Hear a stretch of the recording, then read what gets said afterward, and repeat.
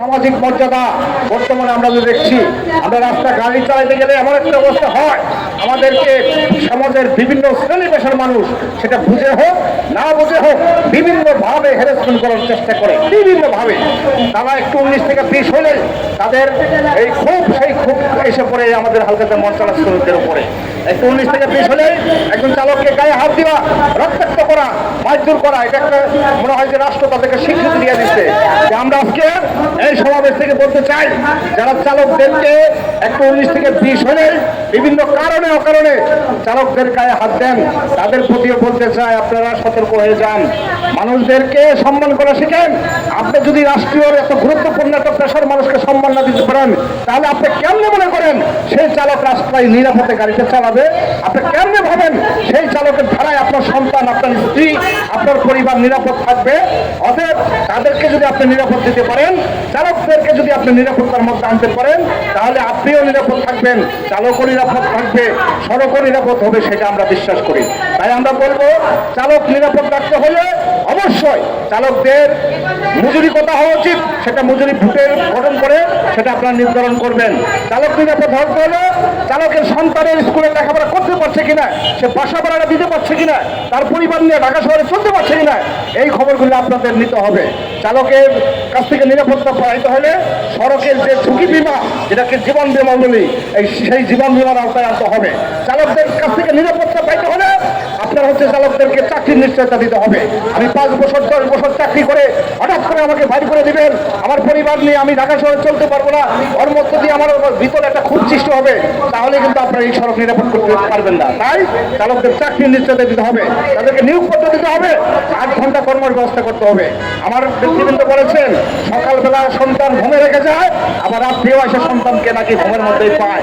অর্থাৎ চালকের সন্তান বাপকে পায় না, মেয়ে বাপকে পায় না, পিতাকে পায় না। কারণ গাড়ি চালানোর পেশা এমন একটা পেশা হয়ে গেছে, আমার মনে হয় যে আমার পুলিশ বাহিনী, আমার সেনাবাহিনী তার চেয়ে কোনো অংশ কম না আমার এই গাড়ি চালানোর পেশা। আপনারা তো বলতে পারবেন, এই সেনাবাহিনী হয়তো 3 মাস পর 6 মাস পর একটা লম্বা সময় ছুটি পায়, 1 মাসের হোক 1.5 মাসের হোক। পুলিশ বাহিনী বলতে পারবেন 6 মাস পর ছুটি পায়। এই চালকদের কোনো ছুটি ঠিক নাই।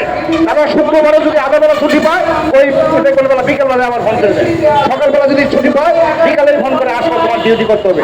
এটা নির্ধারিত কোনো ছুটি নাই। তাই এদেরকে যদি আসলে এদের কাছ থেকে আপনারা নিরাপদ সড়ক চান, এদের ছুটির ব্যবস্থাটা করতে হবে। এইসব ছাড়া আপনারা নিরাপদ সড়ক করতে পারবেন না। তাই বন্ধুরা, রোজার মাস, অনেক কথা বলে ফেলেছি, সংক্ষেপে আবারও বলছি, ঈদের আগে কোনো চালক শ্রমিক ছাঁটাই করা চলবে না। যে মালিক ছাঁটাই করবে সেখানে আমাদের কাছে অভিযোগ দিবেন, সংগঠনের কাছে জানাবেন, সংগঠনের সর্বশক্তি দিয়ে ওই মালিকের কাছ থেকে আপনার ন্যায্য অধিকার আদায় করে দেওয়া হবে। মালিক শ্রেণীকে সতর্ক করে দিতে চাই, ঈদের আগে চালক শ্রমিকদের সাথে আপনারা কোনো ভেজালে জড়ায়েন না। ঈদের আগে চালক শ্রমিকদের সাথে কোনো রকম তাল বাহানা আপনারা করেন না। ঈদের আগে আপনারা তাদেরকে বেতন মূল্য দিয়ে দিবেন এবং তাদের চাকরি টাকা ফিরে নিরাপত্তা রাখবেন। তাই আবারও 20 রোজার আগে বেতন মুনাসেব দাবি জানিয়ে হালকা যানবাহন চালক শ্রমিকদের নিয়োগপত্র, পরিচয়পত্র, 8 ঘন্টা কর্মদিবস, ন্যায্য মজুরির দাবি জানিয়ে, তাদের চাকরির নিরাপত্তার দাবি জানিয়ে আমি আমার কথা শেষ করছি। দুনিয়ার মজদুর এক হোক, মেহনতি মানুষের জয় অনিবার্য। ধন্যবাদ রফিকুল ইসলাম রফিক। আমাদের আজকের এই সমাবেশে উপস্থিত আছে আমাদের ইউনিয়নের দপ্তর সম্পাদক জনাব শফিকুল ইসলাম। আমাদের এখানে উপস্থিত হয়েছেন আমাদের ইউনিয়নের সেগুনবাগিচা শাহবাগ ইউনিটের সভাপতি জনাব মোহাম্মদ সেলিম। আমাদের এখানে উপস্থিত হয়েছেন আমাদের কলাবাগান থানার সাধারণ সম্পাদক জনাব অলি সহ যারা উপস্থিত আছেন নেতৃবৃন্দ, সবাইকে ইউনিয়নের কেন্দ্রীয় কমিটির পক্ষ থেকে শুভেচ্ছা জানাচ্ছি। আমরা আমাদের কর্মসূচি শেষ পর্যায়ে।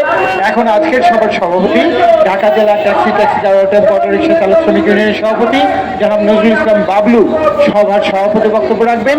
তার আগে আমি শুধু 2টি দাবি আপনাদের সামনে উত্থাপন করব। আমরা বলতে চাই যে অন্তর্বর্তীকালীন সরকারের সময়ে যে শ্রম সংস্কার কমিশন হয়েছিল, এই শ্রম সংস্কার কমিশন 25 দফা সুপারিশ করেছে।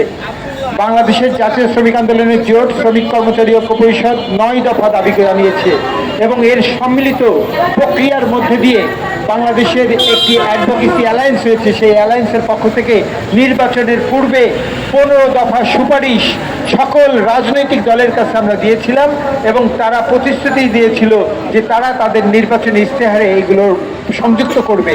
সেই দাবিগুলির মধ্যে অন্যতম রয়েছে প্রত্যেক শ্রমিক যেন শ্রম আইনে যে স্বীকৃতি, তার স্বীকৃতি পাওয়ার নিশ্চয়তা থাকে এবং তার ট্রেড ইউনিয়ন অধিকারের যে নিশ্চয়তা, সেই বিষয়গুলি থাকে।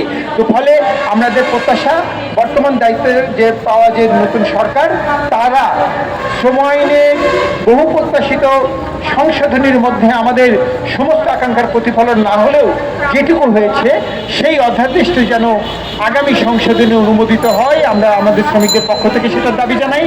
এর পাশাপাশি সকল শ্রমিকদের স্বীকৃতি যেন শ্রম আইনে আসে, সেটির দাবি আমরা জানিয়ে আজকের সবার সভাপতি এখন সমাপনী বক্তব্য রাখবেন। উপস্থিত বন্ধুগণ, দীর্ঘক্ষণ ধরে আপনারা আমাদের কথাগুলো শুনেছেন। সর্বশেষ আমরা যেটা বলতে চাই, আমাদের নেতৃবৃন্দ যেই উদ্বেগের কথাগুলো বলেছেন, যেটা হচ্ছে এই যে ঈদের আগেই বেতন বোনাস না দেওয়ার পরিকল্পনা অনুযায়ী আমাদের চালক বন্ধুদের চাকরিচ্যুত করা হচ্ছে। বিগত দিনেও এমনটি হয়েছে, সেই থেকেই আমরা এই সমাবেশের আয়োজন করেছি।